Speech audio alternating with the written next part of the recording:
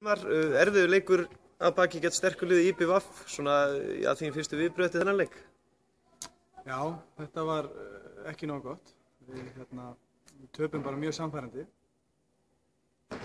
18-12 í hálfleik og varnarleikurinn okkar ekki að virka. Við erum að fá mörk á okkur úr hraðaupplaupum. Sóknarleikur í staður og við erum alltaf mikið að dribbla og vanta flota boltan og svona.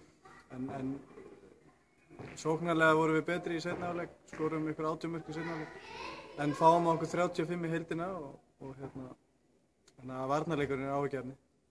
En byrjun leiksins, þetta var náttúrulega jafn leikur framan að og svo náðu þær 6 mörkum í röða. Þeir skora á einhverjum, ég veit ekki, 6-7 mínútna kafla eða eitthvað, alveg rúllaðir yfir okkur og við erum þá að spila mjög lélegan sóknarleik.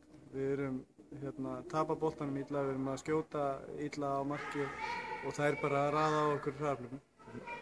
Og það gerir það að verkum, það er 6 marka munur í hálfleik og það er svolítið erfitt að brúa það og leikmenn sjálfsögðu ætluðu sér að koma tilbaka en svo fáum við strax á okkur 2 mörk í byrjun seinni hálfleiks og það var bara orðið 8 mörk og þá var þetta orðið frekar vonlítið.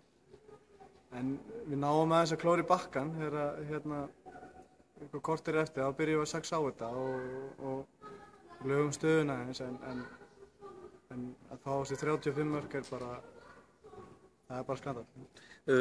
Hún kom inn reyndar í marki í lokin, Katrín Ósk, og hún varði nú 5 bolta í röð, hefði ég held. Já, hún tók einhverja 10 samtals og stóð sér vel og kannski hleypur okkur aðeins af stað í þetta að minnka niður þetta fórskot hjá þeim. En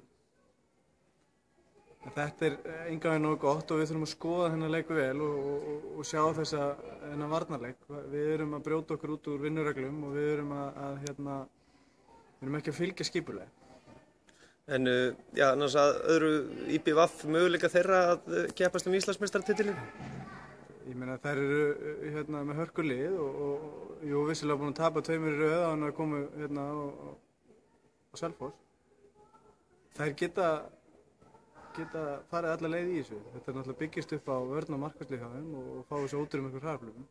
En það verður alltaf smella, þær eru ekki með breidd en þær eru búin að vera í þéttu prógrami fram að þessum leik hjá okkur og það er hlaup og virtist ekkert verið þreyttar. Þannig að þær eru í hörku formi. Ég held að þær geti bara gert frábæra hluti. Bestu þakkir og gangi ykkur vel.